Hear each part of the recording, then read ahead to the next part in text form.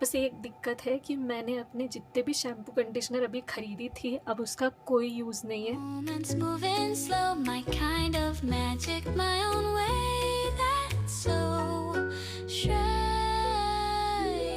तो मैं बहुत टाइम से सोच रही थी कि मैं स्मूथनिंग करवा लेती हूँ, क्योंकि ये मेरे जो नेचुरल हेयर है ना, वो ऊपर से स्ट्रेट है और नीचे से पूरे ऐसे वेवी है। पर इसमें दिक्कत ये होती है कि जब मेरे को शूट करना है या कुछ भी करना है तो इनको सेट करने में बहुत टाइम लगता है, या जब मैं हेयर वॉश करती हूँ तो फिर उसको सेट करने में 1 से 1.5 घंटे पहले ब्लो ड्राई करना पड़ता है, फिर स्ट्रेट करना पड़ता है और बहुत टाइम लग जाता है, बहुत टाइम कंज्यूमिंग होता है। और अगर जैसे मेरे को हॉरर पॉडकास्ट शूट करना है या फिर मेरे को वीडियोस बनाना है, तब मेरे को पूरा अपना देखना पड़ता है कि आज हेयर वॉश हुए कि नहीं, कब करना है वगैरह वगैरह, तो बहुत टाइम जाता है। क्योंकि मैं बहुत टाइम से सोच रही थी कि स्मूथनिंग करवा लूँ। पहले मैं करवाती रहती थी, ऐसे हर 2 साल में मैं करवाती थी, पर अभी मैंने 3 साढ़े 3 साल से नहीं करवाई थी। तो मैं सोच रही थी कि ऐसे ही ग्रो करती हूँ ऑयल वगैरह लगा के वगैरह वगैरह। पर मेरे बाल इतने ज़्यादा थिक है कि धोने के बाद उनको सेट करना बहुत मुश्किल होता है और ये ऐसे रहते हैं। तो दिक्कत ये आती है कि फ्रिज़ी जल्दी दिखते हैं और बारिश का मौसम सबसे बेकार होता है। मतलब बारिश के मौसम में बाल सेट करना बहुत ही टफ़ है। और मेरे बाल ऐसे कि अगर मैं 5 सेकंड के लिए भी बाहर जाऊंगी ना और बारिश की एक बूंद भी अगर मेरे बाल पे पड़ी तो बस फिर वो पूरे ख़राब हो जाएंगे। तो मैं नॉर्मली सैलून में जाके नहीं करवाती हूँ स्मूथनिंग, क्योंकि वो 5-6 घंटे का टाइम लगता है, फिर वहाँ बैठे रहो, बहुत बहुत हेक्टिक होता है। तो मैं घर पे ही करवाती हूँ। मतलब मैं क्रीम वगैरह लेके आ जाती हूँ और एक हेयर स्टाइलिस्ट है जो घर पे आके ही कर देते हैं। सैलून के कंपैरिजन में ये थोड़ा कॉस्टली होता है क्योंकि वो घर पे आके करते हैं, पर फिर भी ठीक है, खुद के कंफर्ट में, घर के कंफर्ट में करना वो इम्पॉर्टेंट है। तो मैं वो आने वाले हैं अभी, मैंने क्रीम वगैरह लेके रख ली हूँ। और ये ऐसे बिफ़ोर की फ़ोटोज़ ऐसी है, बिफ़ोर मेरे बाल ऐसे दिख रहे हैं, बहुत ही अजीब से है। अब देखते हैं आप, ये मतलब बिना सेट किए वाले बाल है। अगर मैं सुबह सो के उठने के बाद इनको सेट ना करूँ तो ये ऐसे दिखेंगे और मेरे को नहीं, बिल्कुल पसंद नहीं आते, क्योंकि फ्रीज़ी फ्रीज़ी से लगते हैं, बहुत फूले फूले से लगते हैं। और कल थोड़ी सी बारिश की बूंदें मेरे बालों पे आ गई है। मैं शॉपिंग करने गई थी तो ये और बेकार हो चुके हैं। और एक्साइटेड हूँ मैं, क्योंकि मैं पूरे 3.5 साल बाद करा रही हूँ। तो अच्छा हुआ कि मैंने बाल कट नहीं कराई, क्योंकि मैं सोच रही थी कि पहले ग्रो कर लेती हूँ और फिर कराती हूँ तो वो और अच्छे लगते हैं। तो बस अब मैं बहुत एक्साइटेड हूँ, आज फाइनली बहुत दिन के बाद स्ट्रेटनिंग होने वाली है।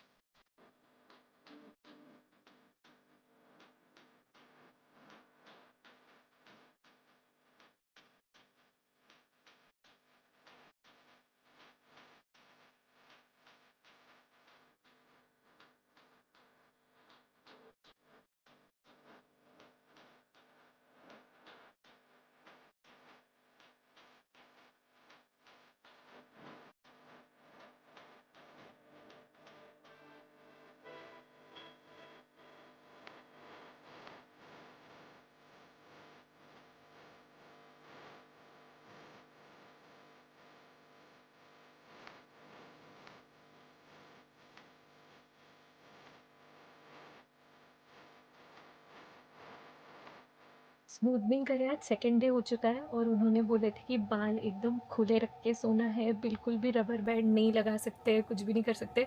तो इतना स्ट्रगल फेस कर रही हूँ मैं, नहाई भी इतने मुश्किल से हो। थोड़े से देर के लिए, बस थोड़े से देर के लिए, मतलब शायद 5 मिनट के लिए भर मैंने अपने बाल को हल्की क्लचर लगाई थी ताकि वो ऊपर रहे और मैं जल्दी से नहा लूँ। रात में भी बाल खुले ही करके सोई थी, एक साइड में डाल, मतलब एक साइड करके।